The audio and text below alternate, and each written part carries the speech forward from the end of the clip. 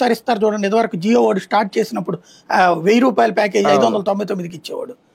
అట్లాంటి ప్యాకేజ్ ఇది మనకి ఇచ్చింది ఫస్ట్ లో దిగా, తర్వాత రేట్లు ఎక్కువ పెట్టాడు. ఇప్పుడు అన్నిటికీ ట్రాన్స్ఫర్ ఛార్జీలు కట్టాలి. ఇప్పుడు 5 రూపాయలకు కరెంట్ కొంటున్నా ట్రాన్స్ఫర్ ఛార్జెస్ 2 రూపాయలు 3 రూపాయలు ఉంటాయి. అంటే 8.5 ఇచ్చేప్పరు.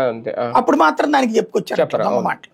మనకి రాష్ట్రంలో ప్రజలను మోసం చేయడం చాలా సులభం అయిపోయింది, పేపర్లు, టీవీలు, మౌత్ పబ్లిసిటీ ద్వారా. అందులో భాగంగా ఈ ఏకంగా మంత్రి చెప్తే ఎవరేమంటారు దాంట్లో, ఆయన తెలియదు సార్. కానీ ఫైనల్ గా అల్టిమేట్ గా ప్రజలకి ఇవన్నీ పెద్ద పట్టించుకోరు నాకు తెలిసి. ధర తగ్గిందా పెరిగిందా అనేది చూసుకుంటారు. ట్రూ డౌన్ అనేది నమ్ముతారు రేపొద్దున. అంటే శాశ్వతంగా ఉంటాయా ఈ తగ్గింపు, మళ్ళీ పెంచేస్తారు? సరిగ్గా బాధ్యతగా చేయదలుచుకుంటే ప్రభుత్వం, నేను ఒక సజెషన్ చెప్తా. అంటే నేను కరెంట్ డిపార్ట్మెంట్ వాళ్ళతో మాట్లాడిన దాని ప్రకారం, ఒకటి సెంట్రల్ గవర్నమెంట్ స్కీమ్ కింద సోలార్ సిస్టమ్స్ పెడుతున్నారు, గుడ్, అది ఎక్కువగా ఎంకరేజ్ చేయండి. ప్రతి నియోజకవర్గం 10,000 అన్నారు, 25,000 పెట్టండి. అవసరమైతే ప్రభుత్వం తరపున డబ్బులు ఇచ్చి పెట్టించండి.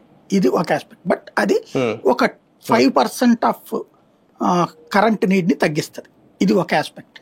రెండవది ఏంటంటే, ఇప్పుడు ఈ డిస్కమ్స్ ని ప్రైవేట్ చేయండి.